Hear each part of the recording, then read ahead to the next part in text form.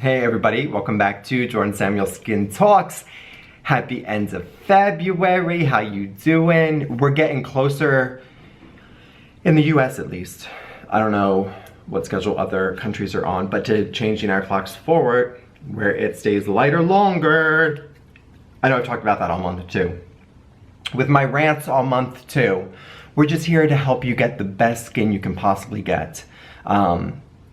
And sometimes we stand in our own way because we have great tools out there. There's great products by many great brands out there.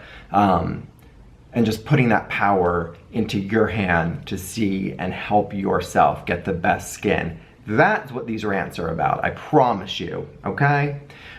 Today, I've talked about this before, but like years ago, grain of salt. I'm seeing this come up more and more, especially as we grow and expand as a brand and more people watch the YouTube videos, more people take a comment I say to a customer specifically out of context, whether on Facebook or on Instagram or on Twitter or on YouTube in the comments, or on Q&A on Tuesday Talks. If you don't know what Tuesday Talks is, on Instagram, not every Tuesday, but I try to do as many as I can on Tuesday, 4 p.m. Pacific, 7 p.m. Eastern.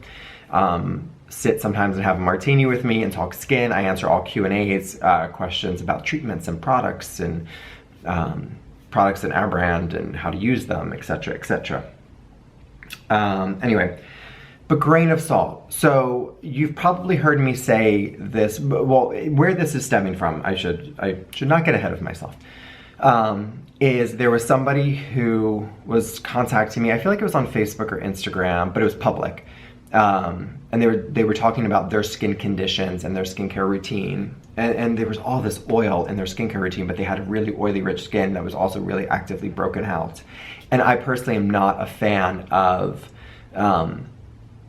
in oil on a really oily, rich, acne-prone skin. Yes, are there oils that are going to be great and fine for that skin condition and type? Yeah, there are, but to me it's like the last thing I would ever do.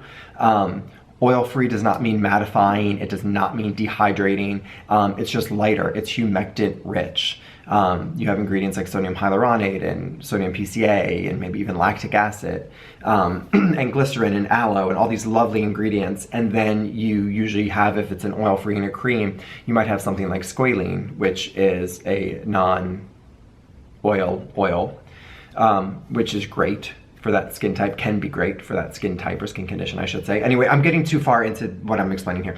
But I'm saying that to that one specific person. Then I saw somebody take that out of context and say like, Jordan's not a fan of oils for any type of like oily skin, but it was for that specific person. So that's not exactly true.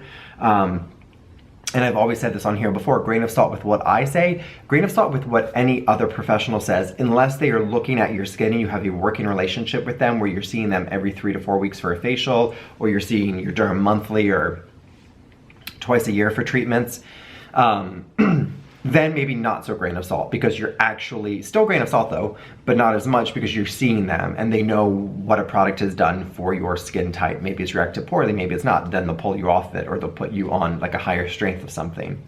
But that is not usual, obviously.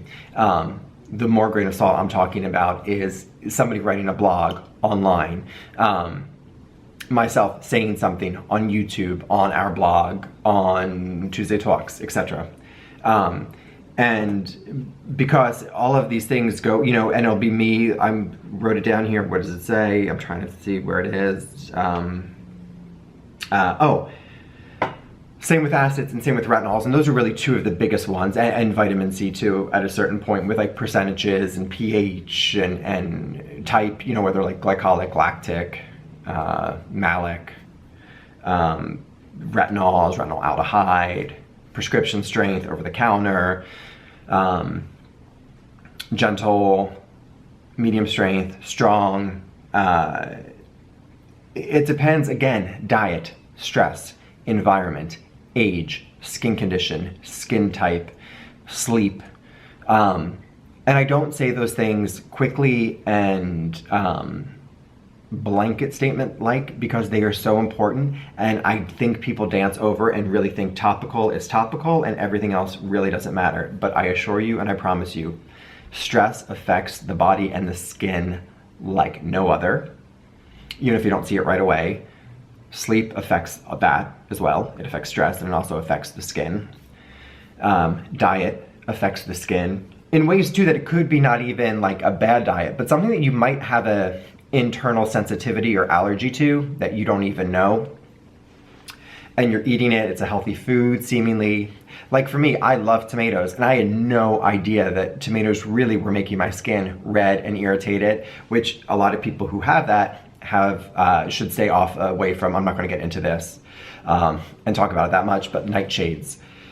And when I truly cut out tomatoes, the redness goes down, my skin is calmer. It's not a magic pill, but it is a great thing. But you think tomatoes healthy, you're popping them, you're eating them, you have sensitivity, redness, you immediately correlate that to maybe I overscrubbed one day, maybe I used too hot of water, which could also be a factor as well. All of this to say, everything with a grain of salt that you hear somebody say online, because also like me just saying the thing about tomatoes, you could be like, that's me, and you stop eating tomatoes, but your redness is still there. Because it might not be that. So everything has to be a grain of salt. And you, again, like I said at the beginning of this video, and really has been the theme this whole month, is putting the power back in your hands for creating the best, healthiest, glowing skin possible for you. Not for somebody else, but for you. And that is going to take you being your own best cheerleader, looking in that mirror, looking at your skin, seeing what's affecting it, using one product at a time for a few weeks at a time before adding something else in, really paying attention to ingredients, asking brands questions if you have questions, but not getting opinions from people who aren't professionals, who aren't seeing your skin. But with this one, it is grain of salt time. So if you hear me say, stay off of oils to somebody, I'm not against oils. I have 2 oils in my line. I love oils. I don't always use them. Because again, grain of salt. Sometimes my skin's loving them, sometimes it's not. And it's just this give and take. Same with acids, same with retinols. Right now, my skin is not having it with retinols, even our gentle retinol oil.